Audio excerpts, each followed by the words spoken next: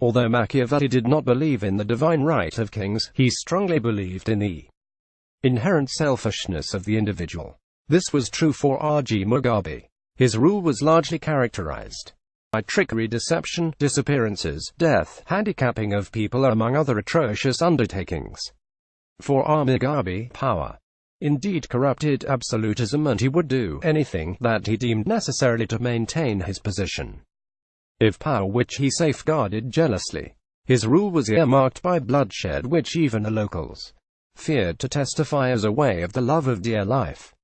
However, when the international community and individuals spoke about it, he accused them of lamenting some nonsensical devilish talk meant to precipitate regime change. Who cared? He argued that he had the custody of Zimbabwe, and the British, for instance, should do likewise.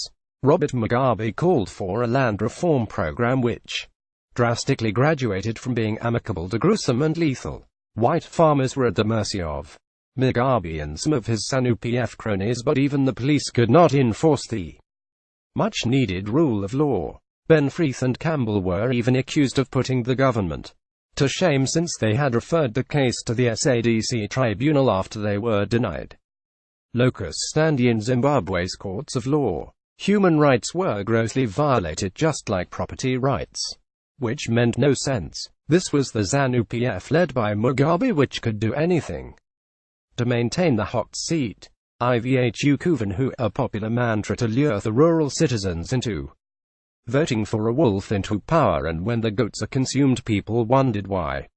Just a quick comment: most of the people who acquired the land as a result of the government's excessive brutality lacked the requisite knowledge, therefore they just celebrated possession, or rather ownership, and not production. Soon Zimbabwe was plunged into economic doldrums as production was low, unemployment skyrocketed, and food shortages becoming rampant.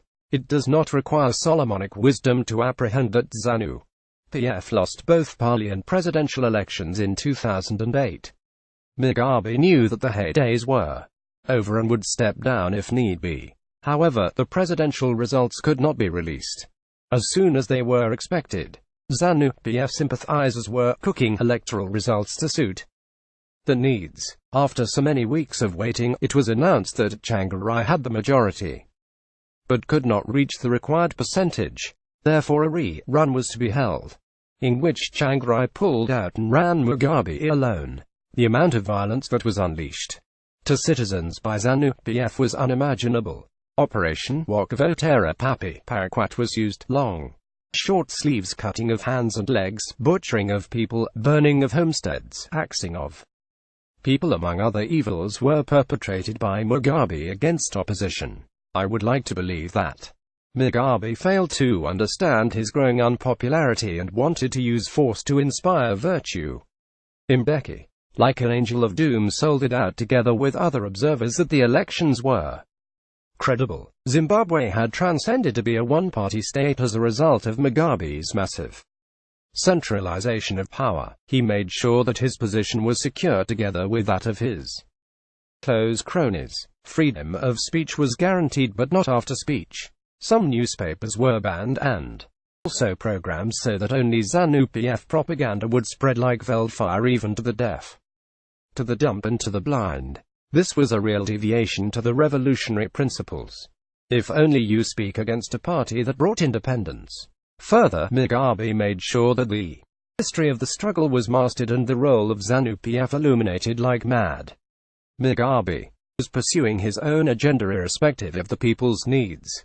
He attested his landslide victory of the 2013 presidential elections against opposition, which he mocked to be in quagmire compared to ZANU. He ensured that his glorified party manifesto find its way to qualify as a national policy. The deliverables of the policy are questionable to the effect that it warrants a separate article. He booted out members that he perceived as threats to his dominion and authority. The likes of Joyce Chirero Pamushuru, Emerson Dambazo Mnangagwa, among others who were unfortunate, were accused of plotting the ouster of Mugabe. No wonder it is said that when the hyena wants to eat its young ones, it accuses them of smelling like goats. Mugabe was just paving way for his loud-speaking Gucci grace. Zimbabwe was almost on a transition from a presidential democracy to some hogwash family dynasty. Mugabe was not ashamed, neither moved by the fact that he was a nonagenarian and close to a century, but could not quench his political thirst for any reason. His wife even trumpeted that he would rule from a wheelchair or from the grave. Fellow Zimbabweans, this was the Mugabe who made the likes of Dzimara to disappear, made use of the 5th Brigade trained in Korea to kill about 20,000 dissidents in Matabeleland, plunged Zimbabwe into economic doldrums, rejected the right to assembly, rigged elections, turned Zimbabwe into a basket, made a number of people handicapped, burnt people's houses, violated property rights, isolated Zimbabwe.